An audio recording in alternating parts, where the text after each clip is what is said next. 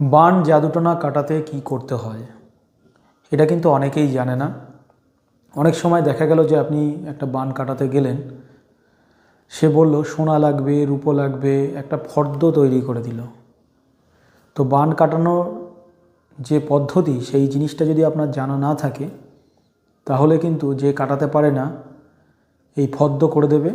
তখন ওই জিনিসগুলো আপনাকে নিয়ে আসতে হবে। আদৌ বান কাটবে কি কাটবে না তার কোনো কিন্তু গ্যারান্টি নেই।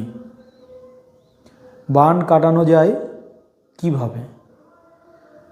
বান কাটাতে হলে যেমন গাছগাছরা দ্বারা বান কাটানো যায়, শরীরের কিছু বান গাছ বাঁধলে কেটে যায়, এরকম অনেক গাছ আছে। আমাদের ভিডিওর মধ্যেও জীবন রহস্য ইউটিউব চ্যানেলের মধ্যে অনেক গাছ পাবেন যেগুলির মাধ্যমে বান রক্ষা এবং কাটা যায়। বান কাটানোর জন্য বান কাটানো মন্ত্র আছে, সেই মন্ত্র প্রয়োগে অনেক বান কাটে। বান কাটানোর জন্য যজ্ঞ পদ্ধতি আছে, আর বান কাটানোর জন্য যন্ত্র পদ্ধতি আছে। এই কয়েকটি পদ্ধতির মাধ্যমে যত প্রকারের বান আছে সমস্ত বান কাটানো যায়।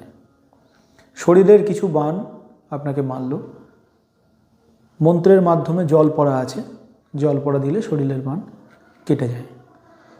এই বানের মধ্যে আবার ভাগ আছে। এমন শক্তিশালী বান আপনার উপরে প্রয়োগ করা হয়েছে, গাঁটুলি করা হয়েছে, সেটা কিন্তু শুধু জল পড়াই কাটবে না, তখন গাঁটুলি কাটা মন্ত্র আবার আলাদা আছে, সেই মন্ত্রের মাধ্যমে কাটাতে হবে। বানের বিভিন্ন রকমের ভাগ আছে। আপনার বাস্তুতে একটা হাড় পুঁতে দিল, তখন আপনি যতই জল পড়া খান সেই জল পড়ায় কিন্তু হাড়ের শক্তিটা কাটবে না। বাস্তুর মধ্যে তাবিজ পুতলো, শ্মশানে তাবিজ পুতলো বা কবরে তাবিজ পুতলো, সেটা কিন্তু জল পড়া খেয়ে কাটবে না। কিন্তু আপনার শরীরের উপরে ডাইরেক্ট কোনো মন্ত্র প্রয়োগ করেছে বা বান প্রয়োগ করেছে, সেটা জল পড়া খেলে কেটে যাবে। পরঘাট করেছে বা এমনি শরীরের উপরে বান মেরেছে, অনেক সময় গাছগাছড়াতে কেটে যাবে। বান যেমন কঠিন, তার প্রয়োগ বিধিও তেমনি কঠিন। বহু বান কাটা মন্ত্র আছে, সেই মন্ত্রের মধ্যে কয়েকটা নিয়ম আছে, সেই নিয়মের মাধ্যমে কাটা যায়। তাই বলে বিশাল কিছু পদ্ম নয়। কিন্তু অনেক সময় দেখা যায় যে একটা পুতুল তৈরি করতে হয়, তার মধ্যে চাকু দিয়ে কাটতে হয় আর মন্ত্র বলতে হয়, তাতে বান কেটে বেরিয়ে যায়। আর সব থেকে শক্তিশালী বান যদি মারা থাকে, তখন আমরা কি করি, আমাদের যেমন যজ্ঞের পদ্ধতি আছে, যজ্ঞের মধ্যে সমস্ত দেবদেবীকে আহ্বান করে তার মধ্যে বান কাটা যন্ত্র বসিয়ে এবং বগলা যন্ত্র, মহামৃত্যুঞ্জয় যন্ত্র বসিয়ে সমস্ত দেবদেবীকে সন্তুষ্ট করে বিভিন্ন মন্ত্রের প্রয়োগ, ব্রহ্মবান থেকে শুরু করে বজ্রবান, বরাহবান, নরসিংহবান, এরকম বহু মন্ত্র প্রয়োগ করার ফলে যত বড় বান হোক না কেন কেটে বেরিয়ে যায়। তাহলে এখানে বান কাটানো যায় কিভাবে? মন্ত্রের মাধ্যমে, গাছগাছড়ার মাধ্যমে এবং যন্ত্রের মাধ্যমে। তো অনেক সময় আপনি বান কাটাতে গেলেন, সে আপনাকে কি বলল যে 1 আনা রূপো লাগবে, স্বর্ণ লাগবে, গামছা লাগবে, মদের বোতল লাগবে, এরকম একটা ফর্দ তৈরি করবে। কারণ আমার কাছে অনেকে আসে, তারা বলে যে আমি বান কাটাতে গেছি, এত জিনিস লেগেছে। তো আমি যে পদ্ধতিটা বললাম, এখানে কিন্তু এই সমস্ত জিনিস লাগার কোনো জায়গা নেই বা প্রয়োজন নেই। এখানে কাজ হচ্ছে মন্ত্র জানা, মন্ত্র প্রয়োগ করা। কিছু নিয়ম থাকে, এবার যজ্ঞের মধ্যে কিছু নিয়ম থাকে, যজ্ঞের মধ্যে কিছু দ্রব্য থাকে, সেটা যজ্ঞ করতে গেলে প্রয়োজন আছে। সেই দ্রব্যগুলো যেমন হোম সামগ্রী, জটামাংসী, কর্পূর, যজ্ঞের যে সমস্ত জিনিস একটা যজ্ঞ করতে গেলে লাগে, ফল, মিষ্টি, বিভিন্ন ধরনের জিনিসগুলো প্রয়োজন আছে।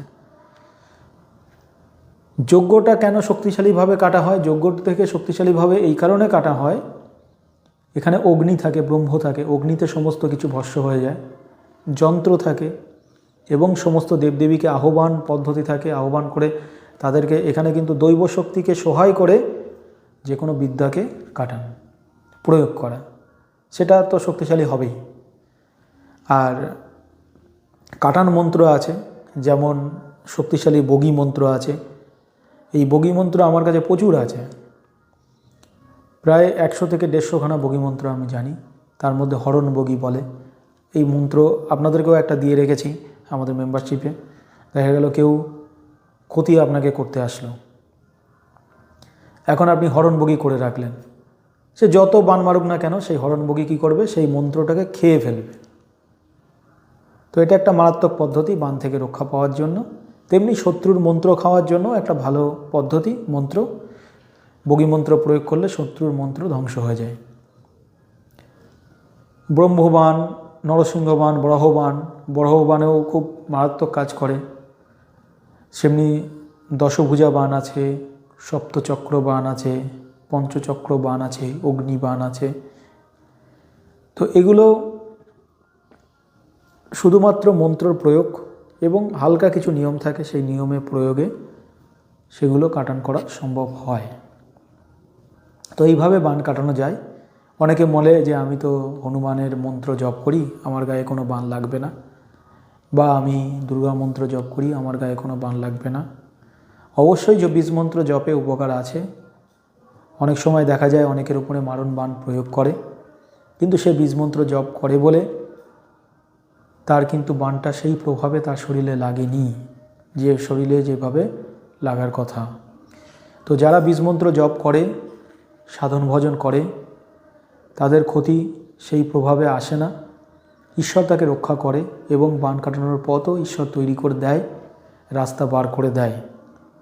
তো অবশ্যই বীজ মন্ত্র জপ করুন এবং তাতে কিন্তু আপনি অনেক প্রোটেকশান থাকবেন, অনেক ভালো থাকবেন এবং ঈশ্বর আপনাকে রক্ষা করবে।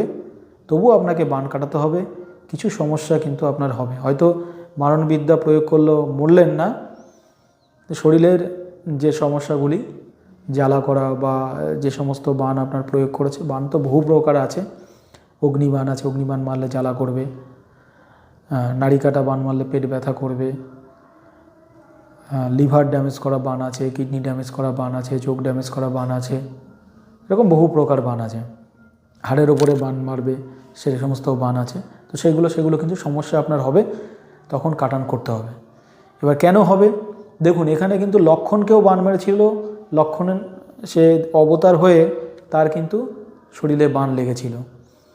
মহাভারতটাকে যদি দেখেন তাহলে ওখানে কিন্তু বানের বিষয় সমস্ত জ্ঞান আপনি পেয়ে যাবেন। মহাভারতে যে সমস্ত বান প্রয়োগ করা হয়েছিল এবং যাদের উপরে প্রয়োগ করা হয়েছিল তারা কিন্তু এক একজন বড় মুনি ঋষি, সাধক, তারপরেও তাদের বানের প্রভাব তাদের উপরে হয়েছিল। আর আমরা তো মানুষ। তো যদি প্রকৃত বান কেউ বিদ্যা জানে আর আপনার উপরে মারে, তো আপনি সেরকম ধরনের প্রোটেকশান যদি আপনার না থাকে, আপনার উপরে কিছু না কিছু হলেও প্রভাব পড়বে। আর সেটা কাটান মন্ত্র বা এই পদ্ধতি দ্বারা সেটা কাটাতে হবে। এই বিষয়ে কারোর প্রশ্ন থাকলে অবশ্যই আপনারা কমেন্টে লিখুন। ভিডিওটি ভালো লাগলে লাইক দেবেন, শেয়ার করবেন। ধন্যবাদ।